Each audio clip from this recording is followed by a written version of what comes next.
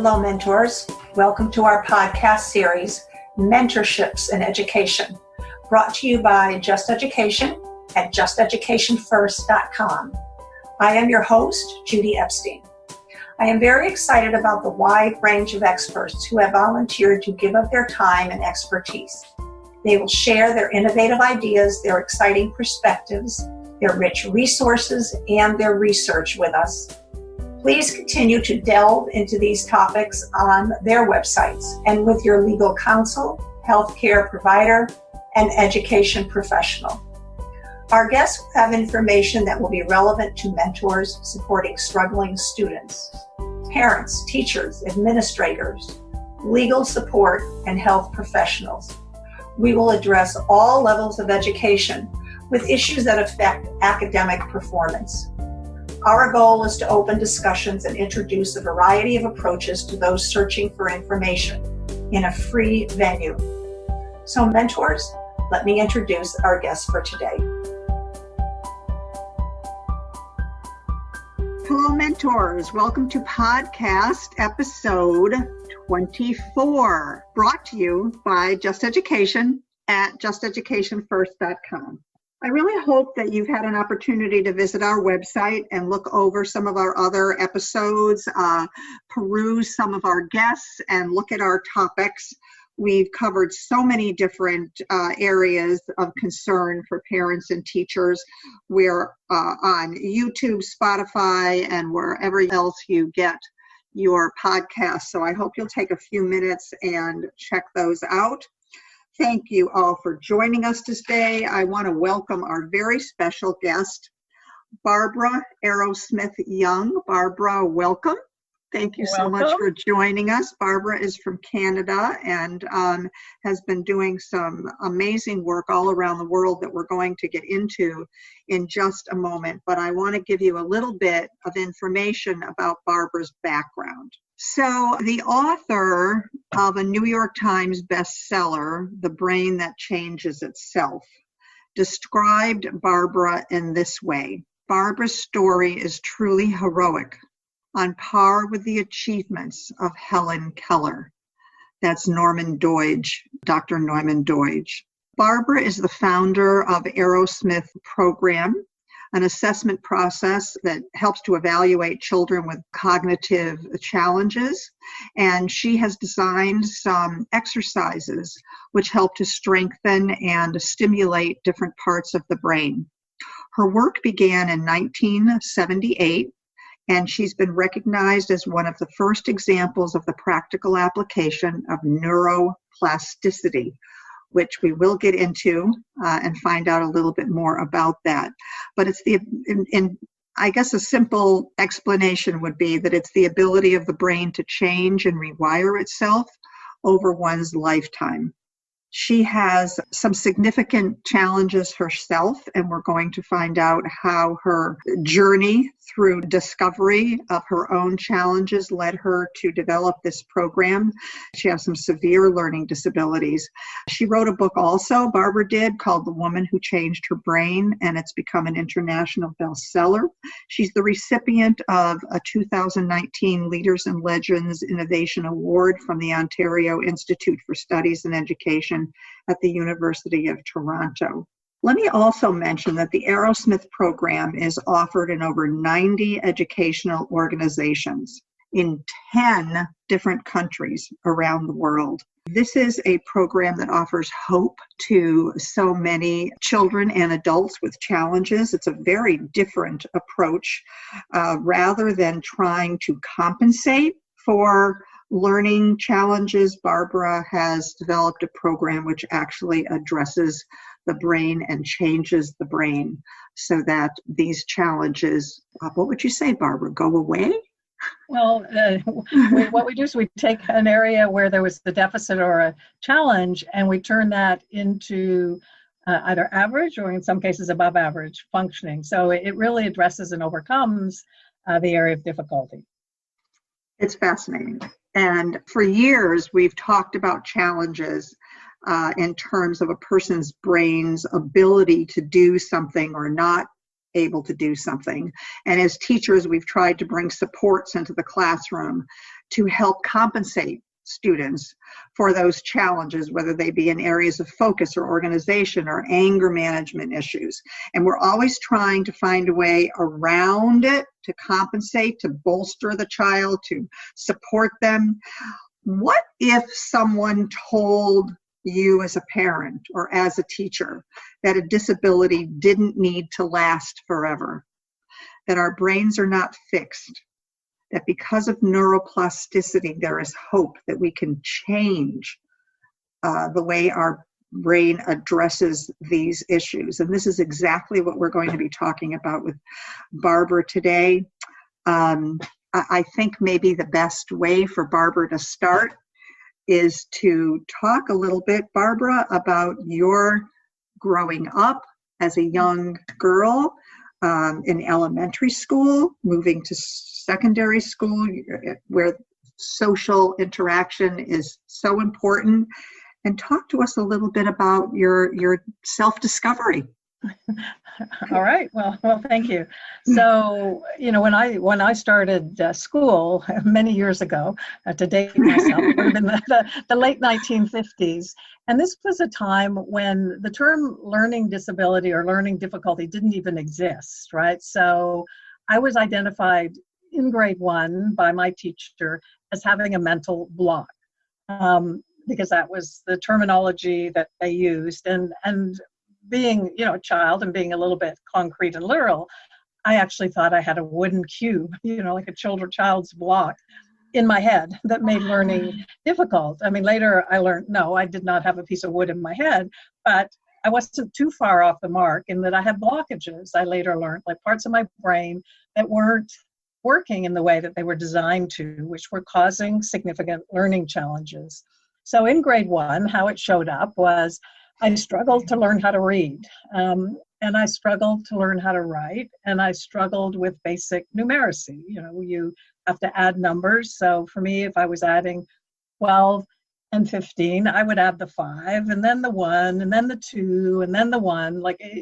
Things just didn't make sense to me. I just didn't understand the rules. I didn't understand relationships. I didn't understand order, sequence. All of that was really, really confusing. So I spent a lot of my first year in school, my grade 1 year, hiding out in the washroom. And I think actually my teacher didn't mind, because she was a new teacher. I think this was her first or second year teaching. And I'm sure I was a very confusing entity to her. Like, she hadn't met somebody like me who, she hopefully thought was, somewhat intelligent, but just couldn't do the things the other children could do. And I could watch my classmates, pick up a book and start to read. And in these days, we were put into different reading groups and we were labeled. So there was the squirrels and the rabbits and the turtles. So of course I was in the turtle reading group.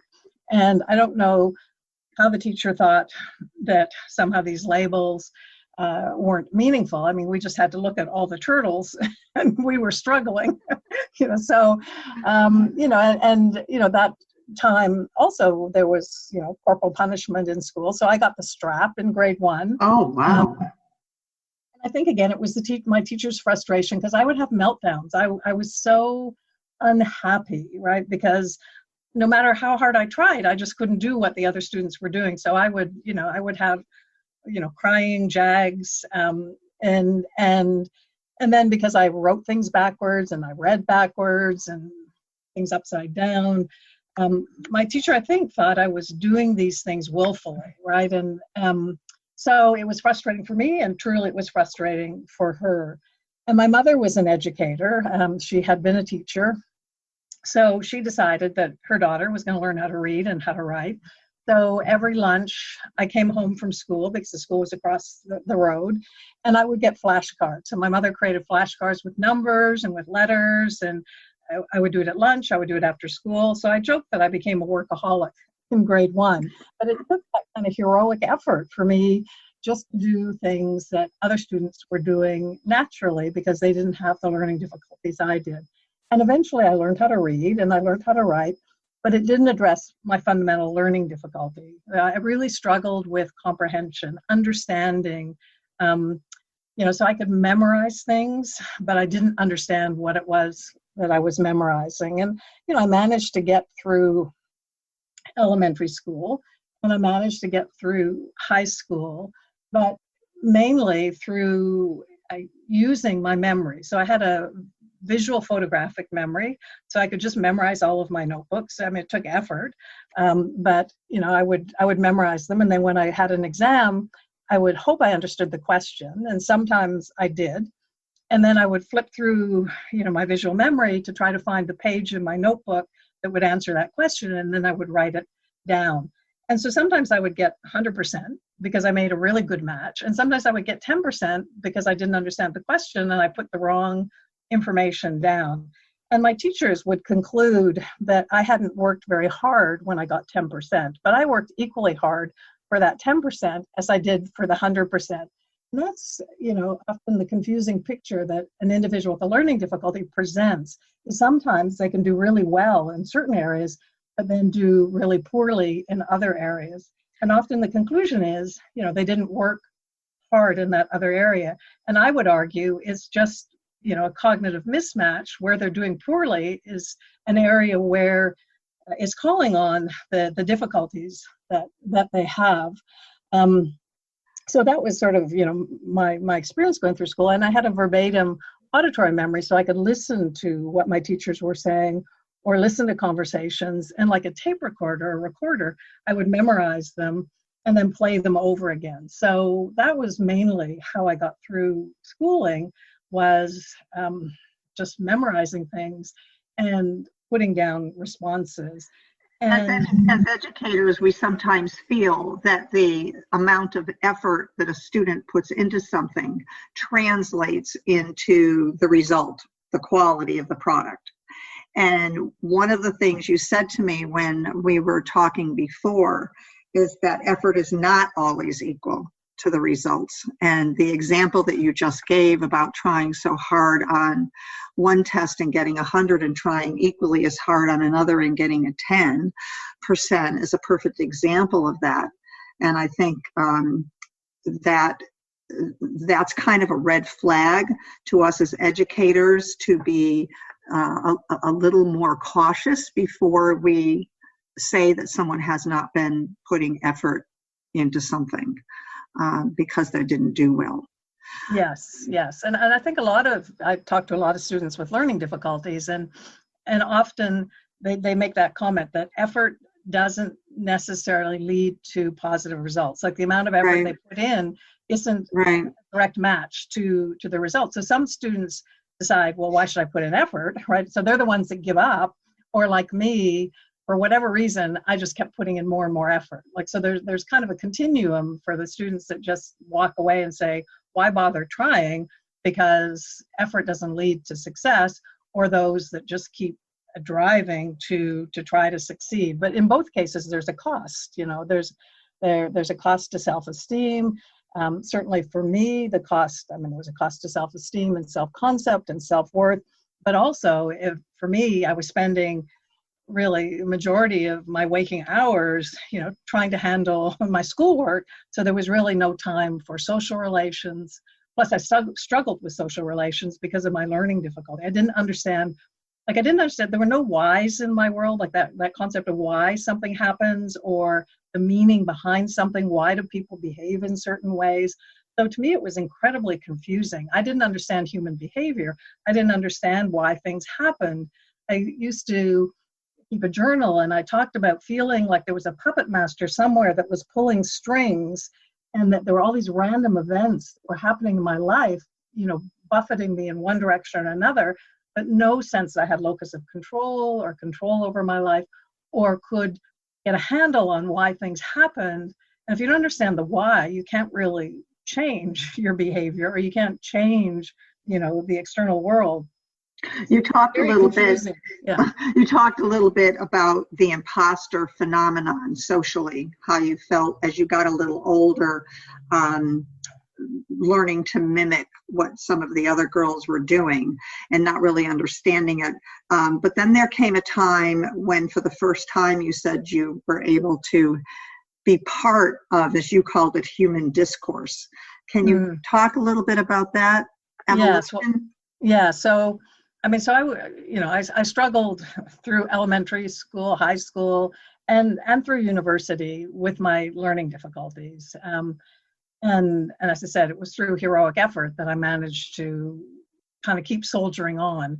And at a certain point, I thought there has to be a better way. I mean, I learned all the compensations, all the accommodations, that were out there in the world. I even created my own, if you look at my notebooks, there were drawings to try to understand language through the right hemisphere, through pictures. I used color coding, like everything that I could to try to understand my world and understand what I was studying. But it was, I remember very well, it was in August of 1977 that my life changed. Somebody handed me a book, and it was The Man with a Shattered World by Alexander Luria. And Alexander Luria was a brilliant Russian neuropsychologist that was looking at kind of identifying different networks in the brain and different regions in the brain and their jobs. And this book was the story of a Russian soldier who in World War II had a very specific brain wound. And this man was keeping a journal describing his struggles, and Luria was describing what was going on in this man's brain. And as I read this man's journal, I thought, oh my gosh, we're living parallel lives. I knew I didn't have a piece of shrapnel in my head, but I had all the same problems that this man had. So this was my first aha moment that something in my brain was not working. And then the next piece, so first, you have to understand the nature of the difficulty to solve the problem. And the next piece was this concept of neuroplasticity. It was Rosenzweig's work out of Berkeley, looking at rats, and the idea that if you give rats lots of stimulation and lots of enrichment, he found they became better at learning on mazes. And when he looked at their brains afterwards, the brains had changed physiologically. So he argued that environmental enrichment and stimulation leads to physiological and functional changes in the brain, which leads to better learning. So I thought, okay, if I can figure out a way to make my brain work better, it must be possible to change it. And this was the time of what I call the pre-neuroplastic paradigm. So pretty much all of my professors said at that time, the brain's fixed. The brain that you're born with is the brain you die with. So if there's a problem with it, you need to learn to accept it and live within your limitations and accommodations. But I wasn't going to accept that. And I had no idea if it would work, but I created an exercise for myself to try to work that part of my brain. And it was as I was going through this exercise that I began to discover there was human neuroplasticity, because I could start to do things that I could never do before. And that concept of being part of human discourse, I had never understood conversations or when people talk to me other than memorizing and trying to figure it out. And for the first time in my life, I could listen to somebody talking to me. I could understand as they were talking to me. I could make an appropriate comment. I could understand their comment back. And it was the first time in my life at age 26 that I was part of human discourse. That's such a powerful, that's such a powerful example where you feel that you, for the first time, were brought in to a social milieu, a setting that you had circled around it for so many years and so many different aspects of your life, and for the first time now you're part of it.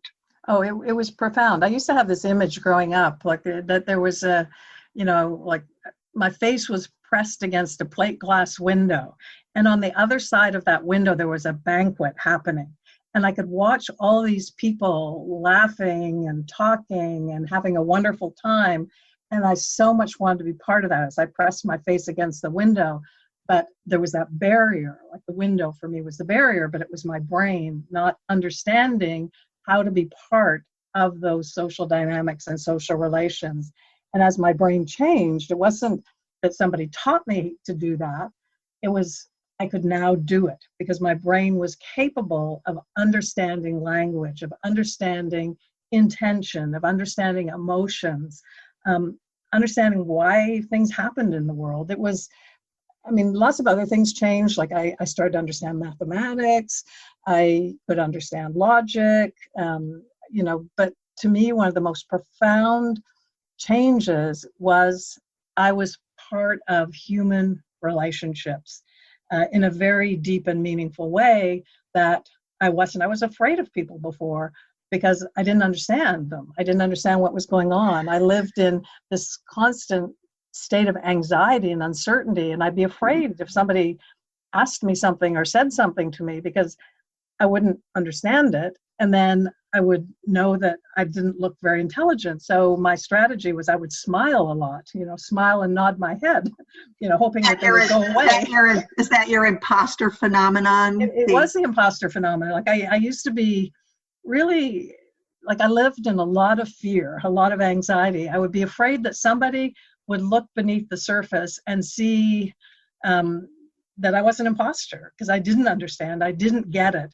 And somebody pointed out to me later on that growing up, I never, ever used the word I understand.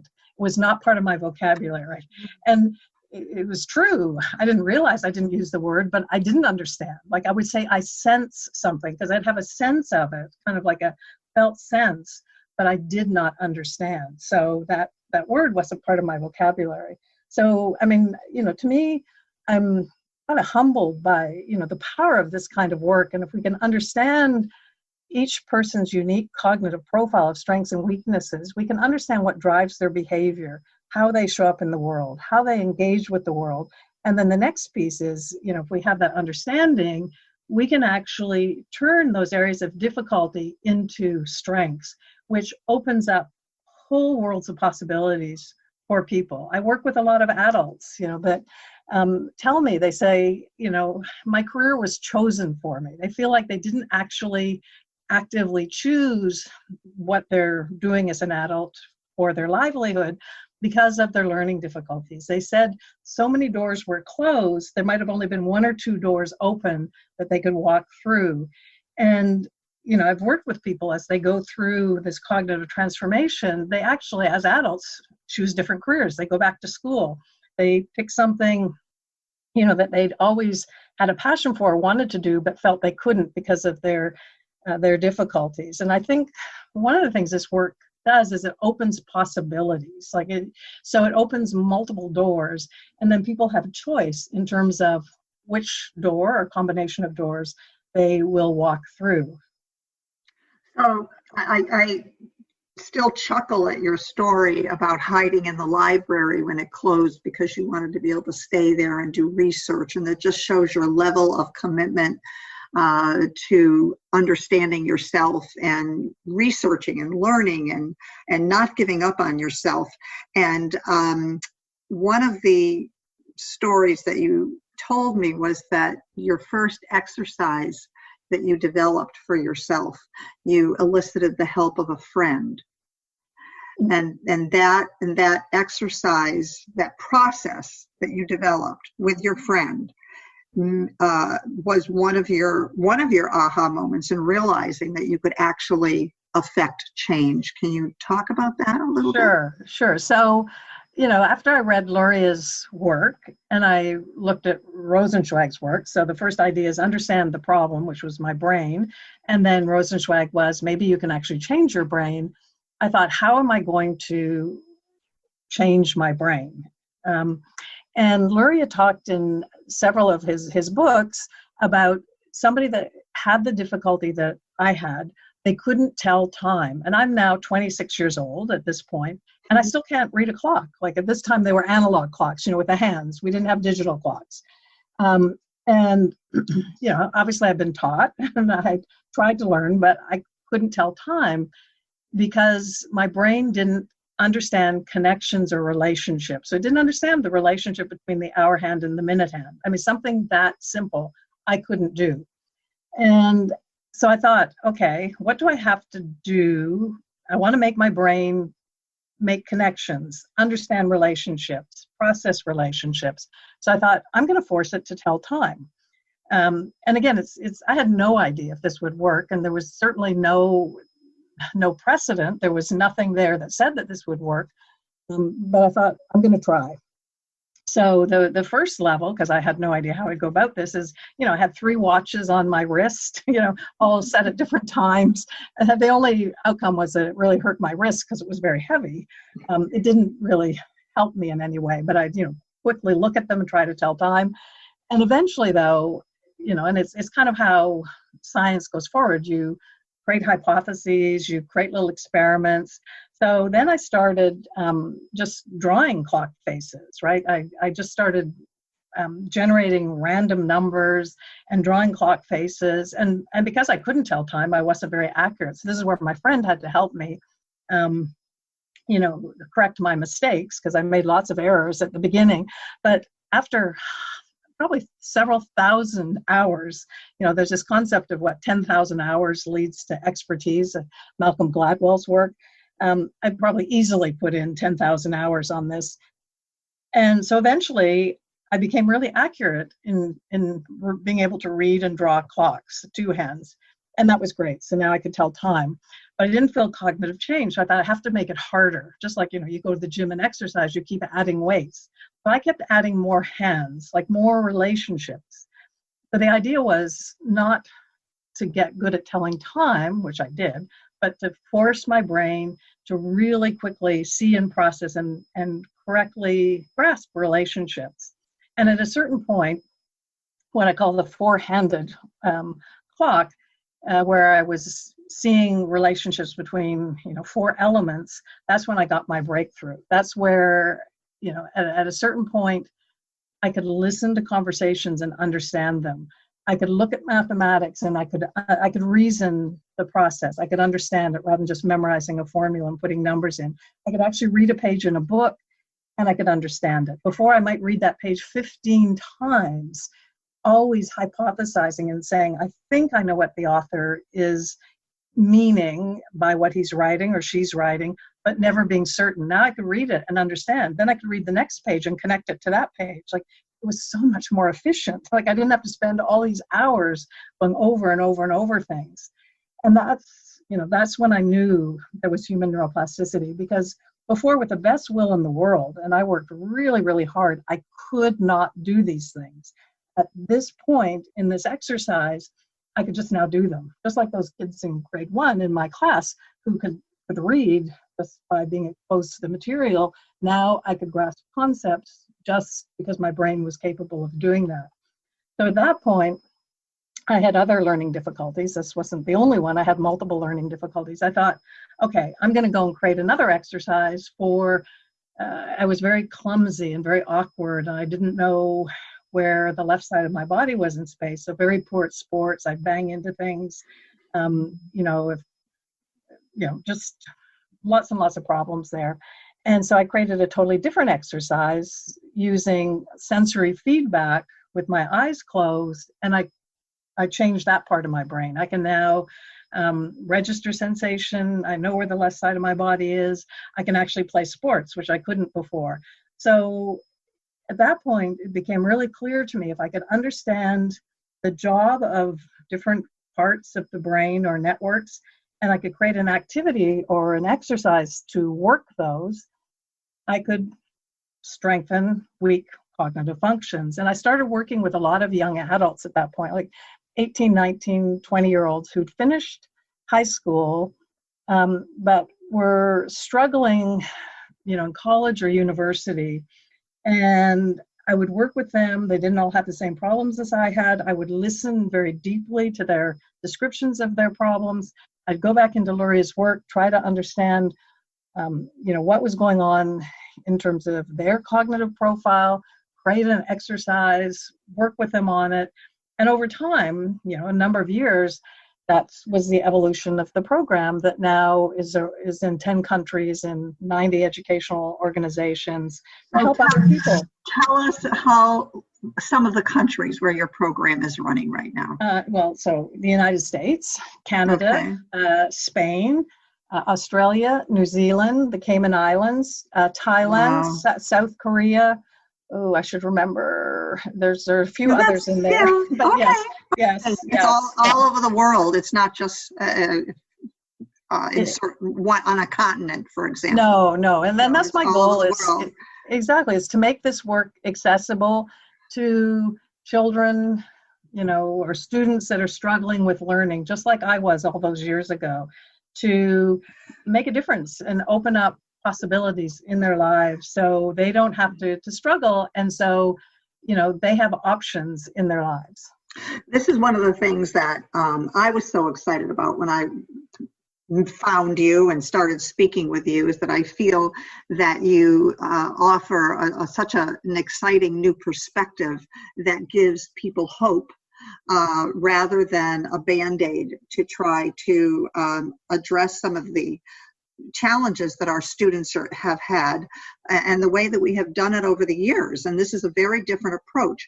As I understand it, Barbara, you have targeted, 19, 20 different areas.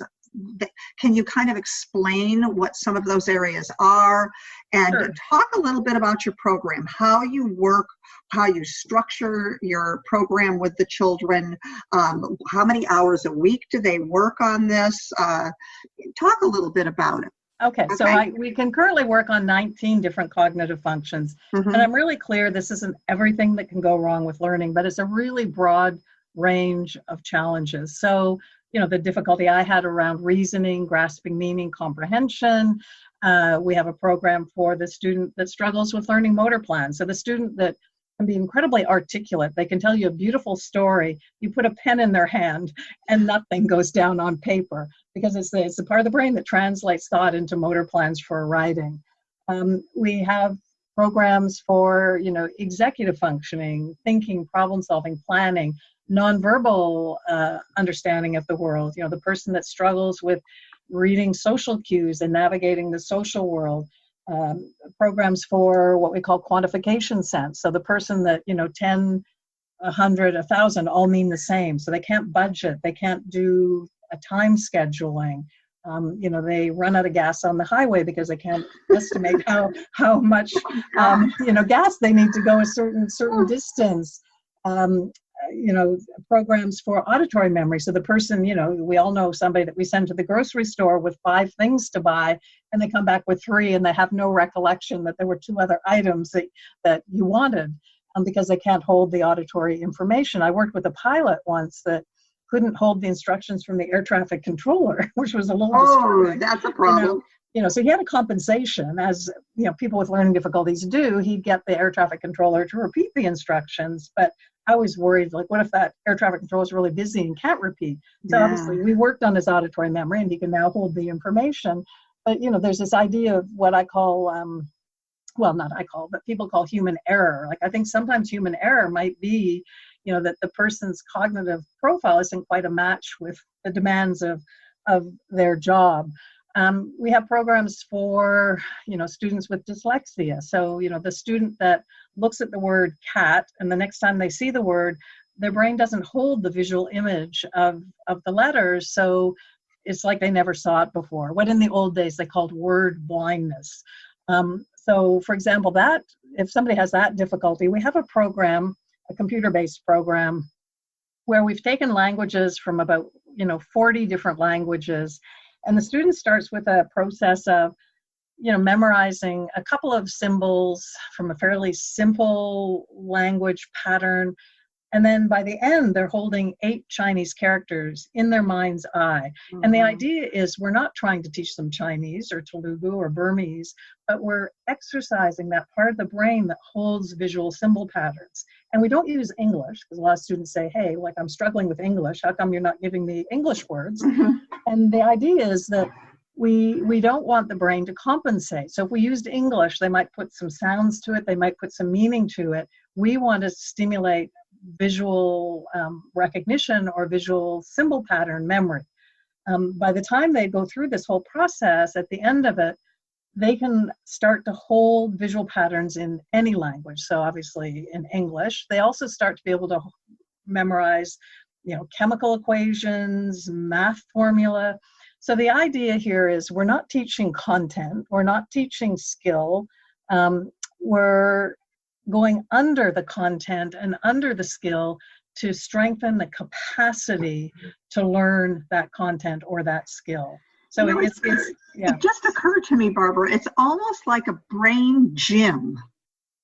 Like you know, I go to the gym to strengthen different parts of my body, and your program is almost like a brain gym to strengthen different parts of the brain. Would you say that's accurate? It is like one of the analogies I use for some of the students that like that analogy. I say, this is mental Olympic training. Yes, like, exactly. And some of the principles are similar, where, you know, if I went to the gym today and decided, you know, I eventually want to lift 100 pounds, but I tried to start with 100 pounds today, I would not be very successful. So the same idea is you start with, you know, the level of the exercise, the level of the difficulty slightly above where the person is currently functioning. And then gradually, as the strength builds up, you increase the level of difficulty. Just like I had to keep adding the hands, you know, more complexity, so a higher cognitive load. And with all the exercises, they're what we call performance criteria built in. Like the student has to be 90% accurate. They have to be automatic. So if, instead of taking 5 minutes, if they should be able to do it in 10 seconds, we have to get them automatic. And then they have to be consistent. So they have to be able to do it multiple times. And the idea is we make it this rigorous because before we make it more difficult again, we want to make sure that that function is holding at that new level. And then we increase the difficulty. And, you know, and the good news with this work is, you know, I've tracked people 30, 35, 40 years out of the program, and it isn't really like a muscle, because we know if we stop exercising our muscles, you know, they kind of atrophy. What we see is there's no drop off of function. Like when these individuals walked out at the door after the program with their strengths in place, they continue, I believe, to use those strengths now that they have them in their everyday life. And 30 years later, they still have those strengths. They haven't gone backwards to struggle in those areas where they now have strengths. And so it's incredibly hopeful and optimistic and promising. And I believe, you know, what we're going to see over time are more and more programs based on, you know, neuroscience, neuroplasticity. We know the brain is not fixed. I mean, you mentioned Norman Doidge's work, The Brain That Changes Itself. I mean, his whole book was on neuroplasticity. You know, it has huge application.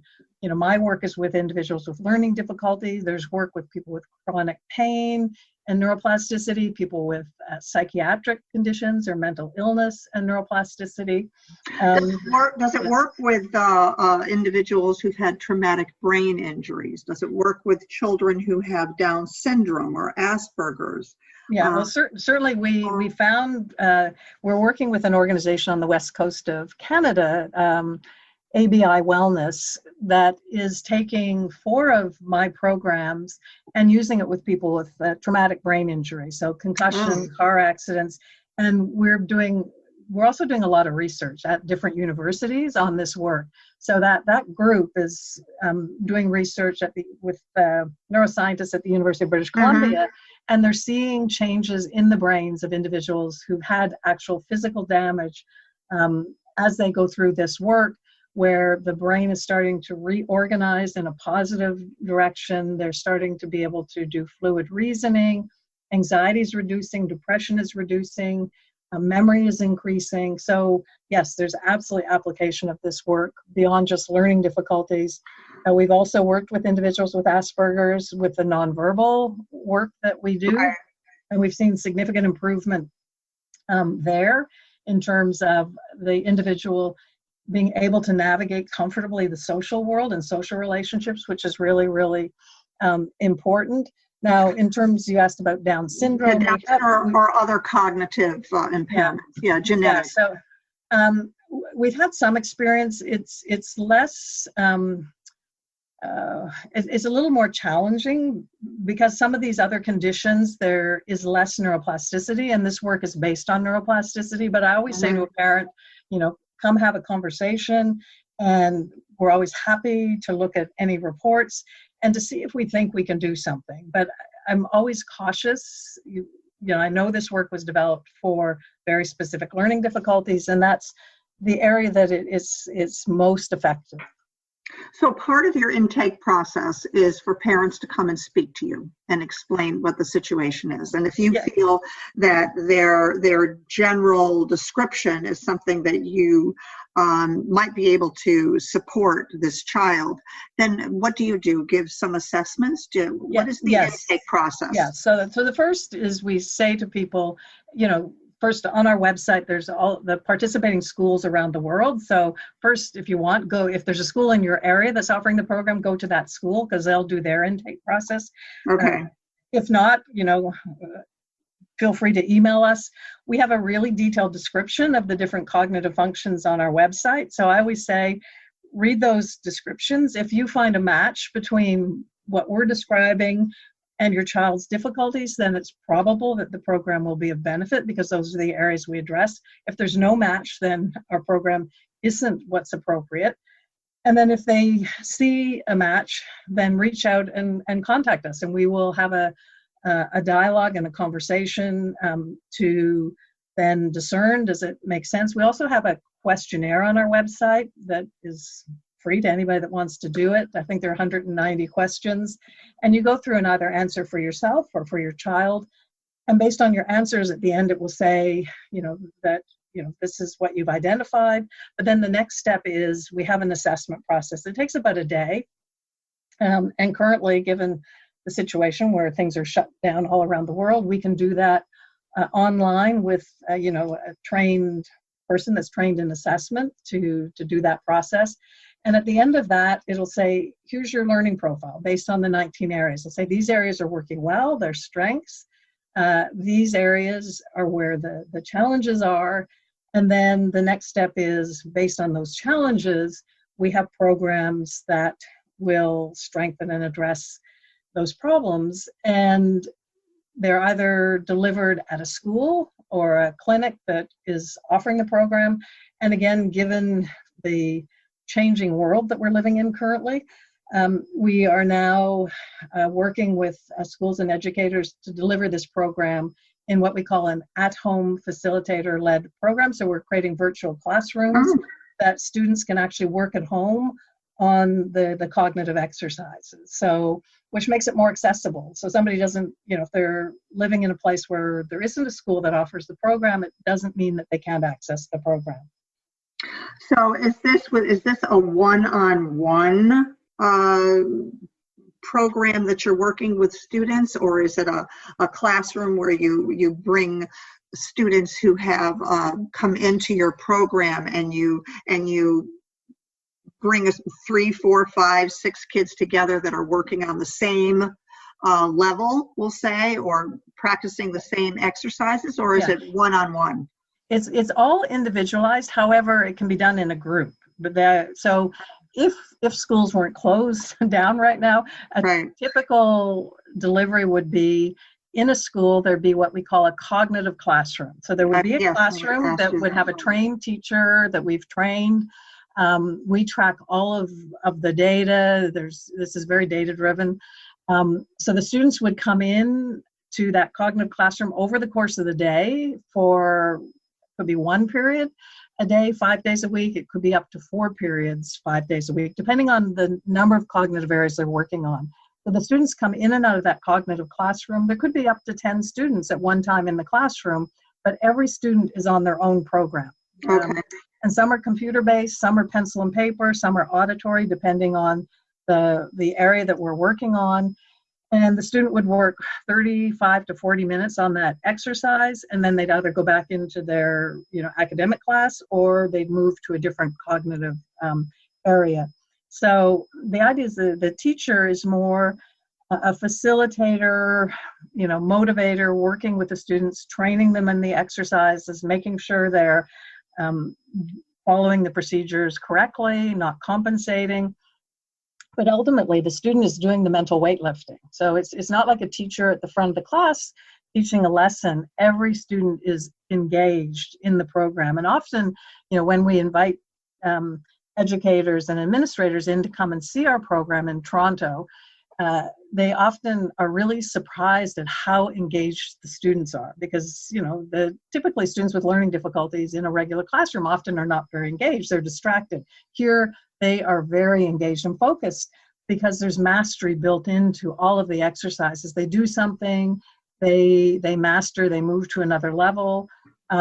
So it can be done in the classroom, but every student is on their own individualized program. And there's a lot of support in the classroom.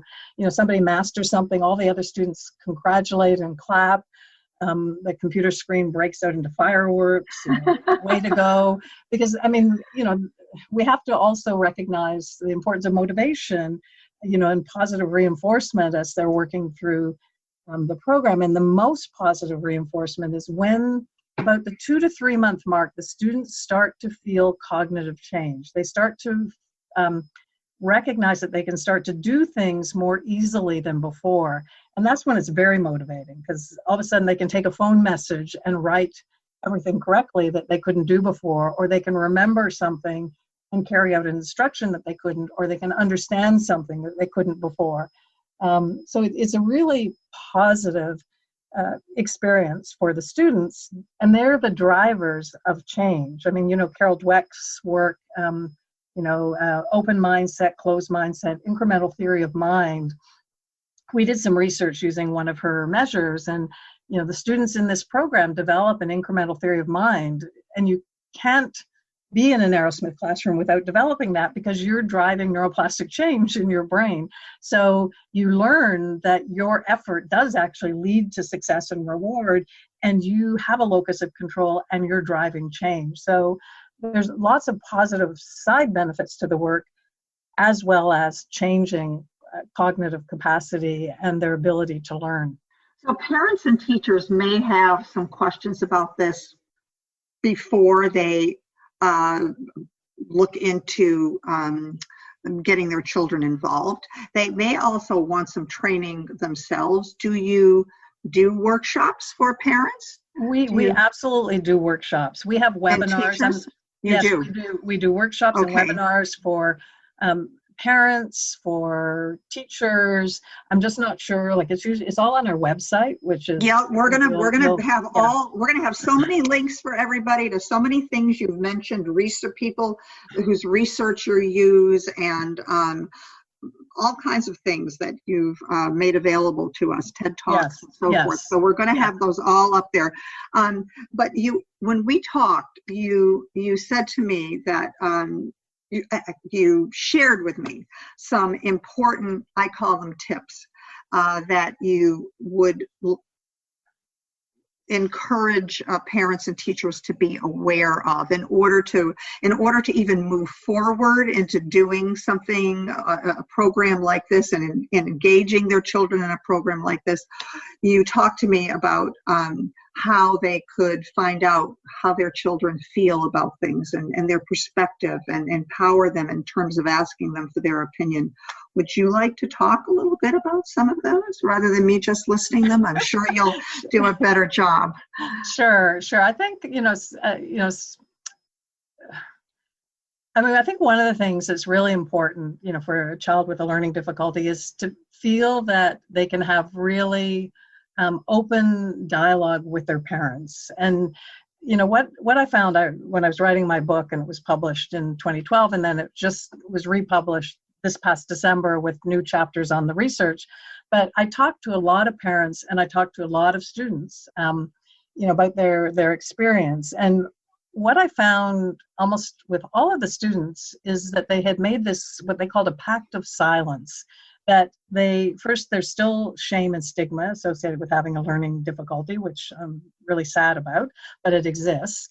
And they would talk about that they didn't want to burden their parents, with their struggles. And so they, like that imposter phenomenon, they put on that kind of a smiley face, and they wouldn't let their parents know how, much struggle or pain they were experiencing. And then I would talk to the parents of the same students, and they would talk about, we know Johnny is struggling, but we really don't want to talk to him about it because we think it's going to make him feel worse, right? And so it was like these two groups that weren't really communicating. And what the children wanted was to be able to unburden on the parents, but being afraid to burden, and the parents being afraid that if they actually talked to their children, like in detail about this, it would be a burden. Like, I think what I would ask of any parent is have really open conversations with your children about their struggle. Listen very deeply to them. I mean, there's still this concept that we talked about that, if they just worked harder, they would do better. So I think the first starting point is really have open conversations. And then the other thing I would say is if you see that in certain areas your child can do really well and excel, and then there are other areas where they're really struggling, that's usually a hallmark of a learning difficulty.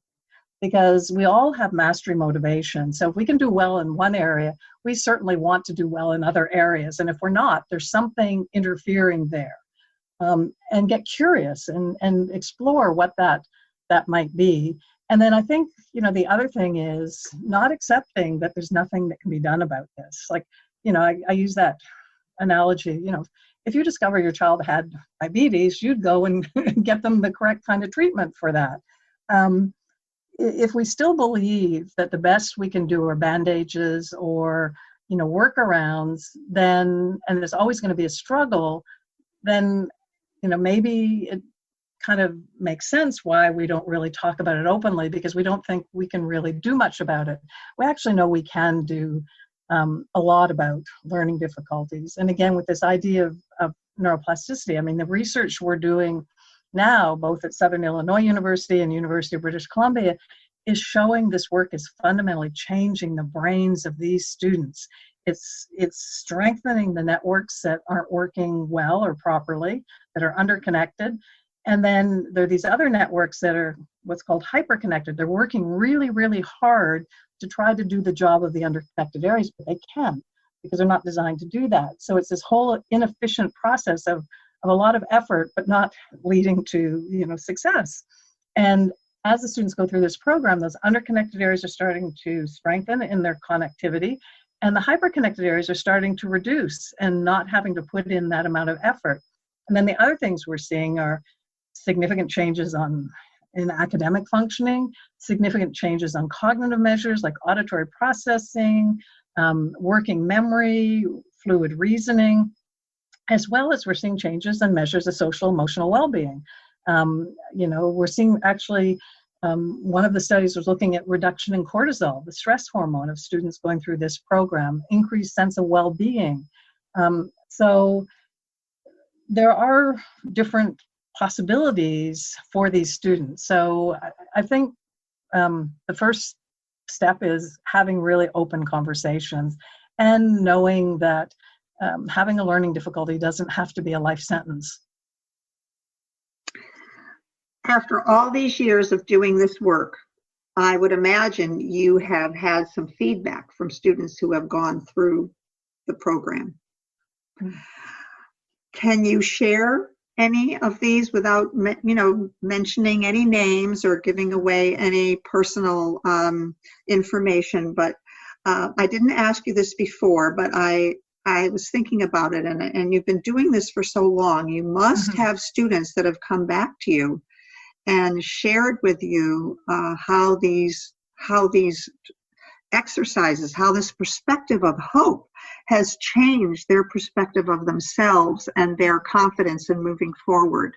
Oh, so many stories. I mean, my book is loaded with stories, and on the website too, stories, and we've got videos now if people are interested, because some people like to watch videos. But one of the students I think who's in the book, who had similar difficulties that I had, and he came to us in grade 1, little Zachary, right? So he's named in the book, and he was so just comprehension, the same difficulties I had. Like he didn't have why in his vocabulary. Like his question was what, like that concrete, like what, no whys. He didn't know how to play. His mother, talked about that. She showed me videos, and you just see it's like that booming, buzzing confusion. Like the world was so overwhelming. He's now, I think he's at the end of high school. You know, he does like stock trading.